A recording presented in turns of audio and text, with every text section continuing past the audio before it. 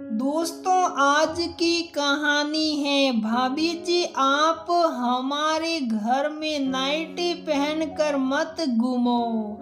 दोस्तों, कहानी शुरू करने से पहले अगर आपने हमारे चैनल को सब्सक्राइब नहीं किया है तो सब्सक्राइब कर लीजिए ताकि आपके पास पहुंचे हर नया वीडियो। ऐसे कैसे जा रही हो भाभी? मेहमान को चाय देने सिर पे पल्लू तो लो। पुनीता की ननद अंजू ने उसे टोकते हुए कहा, अरे दीदी, ये तो मेरे मायके वाले ही हैं, इनके सामने क्या पल्लू लेना। पुनीता ने हंसते हुए कहा, तो क्या हुआ, आए तो हमारे घर पे ही है ना, और हमारे घर की बहू बिना पल्लू के नहीं रहती। अंजू ने तंज कसते हुए कहा। पुनीता तिल मिला के रह गई। उसकी शादी को सिर्फ अभी 5 महीने ही हुए थे और आज उसके घर वाले उससे मिलने आए थे और अपनों से ही मिलने के लिए इतने नियम और शर्तें।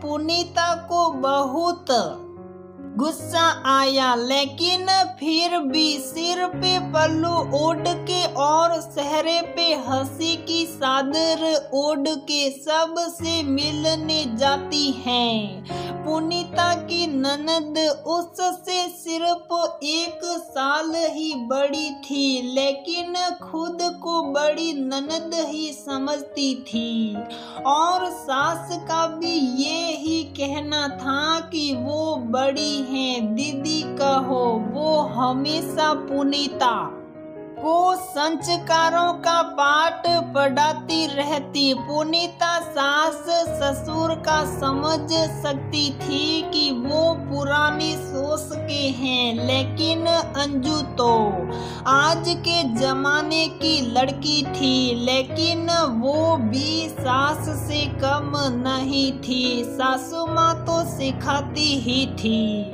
लेकिन अंजू भी पीछे नहीं थी। अगर सास की किसी चीज पे नजर ना जाए तो ये बोल के बता देती। सर्दी में एक दिन अच्छी धूप निकली थी, सभी छत पे धूप का आनंद ले रहे थे। पुनीता भी छत पे धूप लेने चली आई।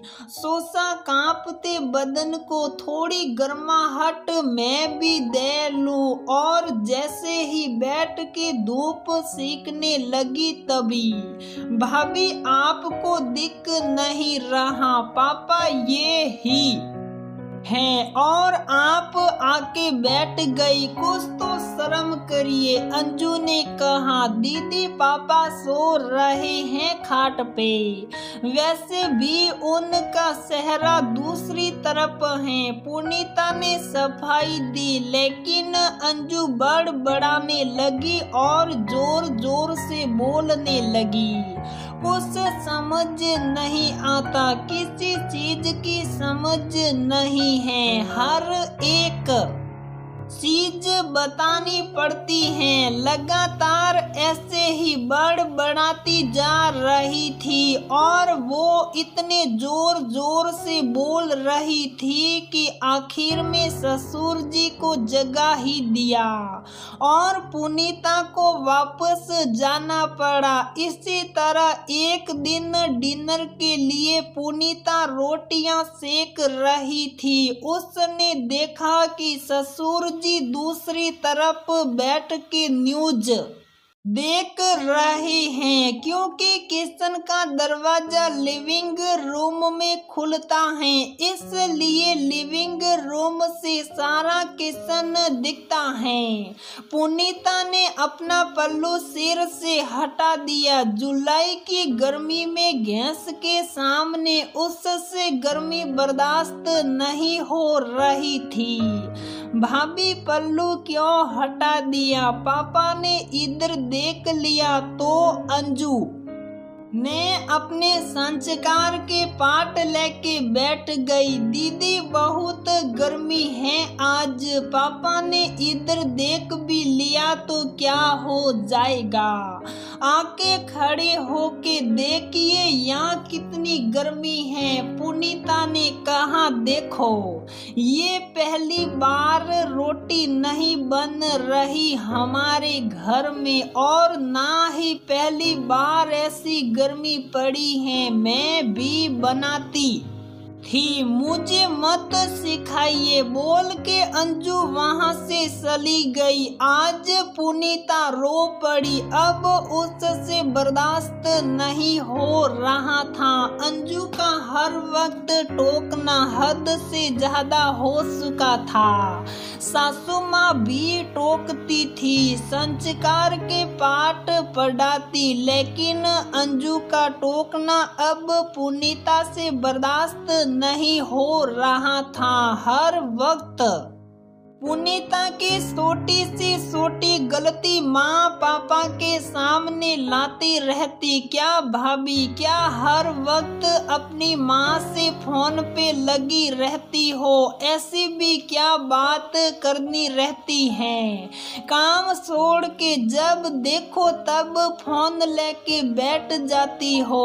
अंजू पुनीता के कमरे में झांक के देख लेती कि पुनीता फोन पे बात कर रही है, तो आके माँ के पास बड़ा सड़ा के बताती, तो सास को भी गुस्सा आ जाता और वो बोलती क्या कर रही होगी, हमारी शिकायत कर रही होगी और करेगी क्या। माँ देखो भाभी ने मंगलवार को भाई से अंडा मंगा लिया। माँ देखो भाभी नाइटी में ही बाहर आ गई। कोई भी पुनीता की गलती छूटने नहीं देती। एक बार पुनीता अपने मायके गई हुई थी। वह अपने दोस्तों के साथ जींस पहन के मॉल चली गई। दोस्तों ने फोटो ली और फेसबुक पे डाल दी और पुनीता को टैग कर दिया, और ये ध्यान नहीं था कि अंजू भी उसके फ्रेंड लिस्ट में है। पुनीता जब ससुराल पहुंची तो सास उस पे बरस पड़ी, हमारे घर की बहू जींस नहीं पहनती, क्यों भूल जाती हो कि हमारे खानदान की बहू हो। वो तो अच्छा हुआ अंजू ने हमें फोटो दिखा दी, नहीं तो पता ही नहीं चलता कि हमारे पीठ पीछे क्या गुल खिलाती हो। पुनीता सोचती है बताओ अब मायके में भी इनसे पूछ के कपड़ा पहनना पड़ेगा। धीरे धीरे वक्त बीतता गया। अब पुनीता अपने पति राकेश से सब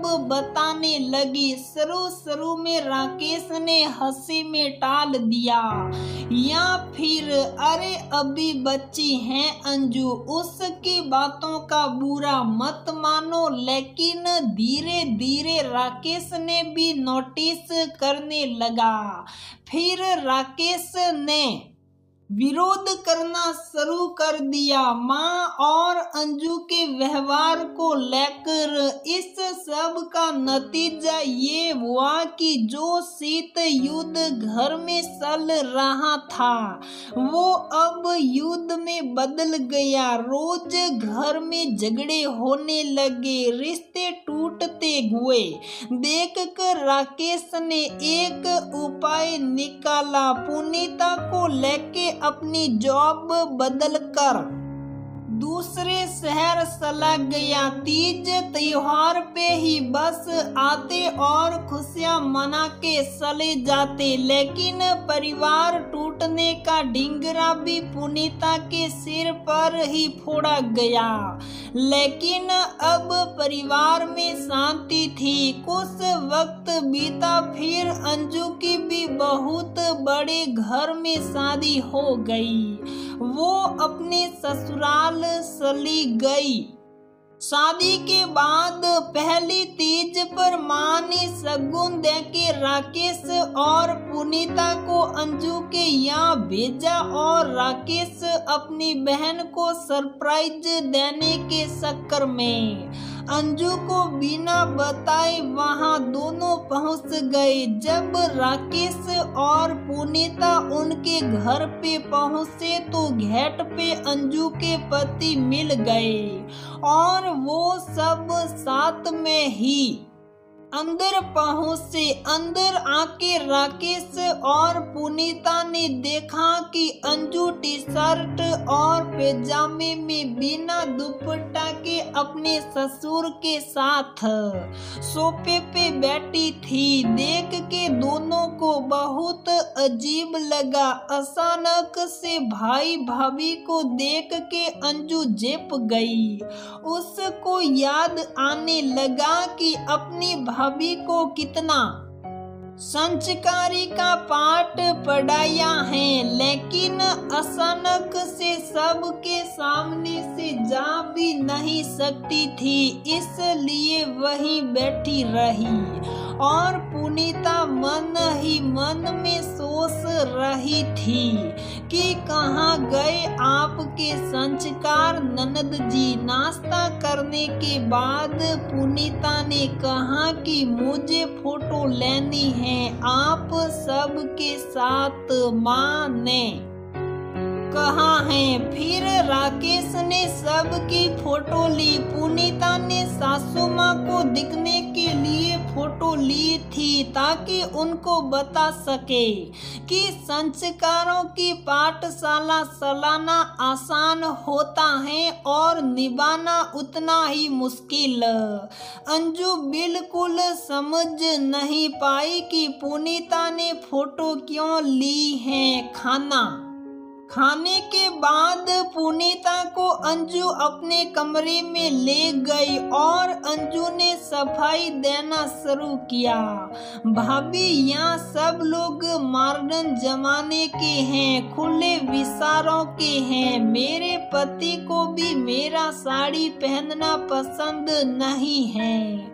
यहाँ किसी की सोच पुरानी नहीं है, इसलिए मैं यहाँ पैजामा पहनती हूँ। अगर ये लोग बोलते साड़ी पहनने को तो मैं जरूर पहनती। अंजू ने डरते डरते सफाई दी। वो तो ठीक है दीदी, लेकिन संस्कार तो संस्कार होते हैं दीदी, और सबके सास ससुर तो सास ससुर ही होते हैं। बड़े तो हमेशा बड़े ही होते हैं।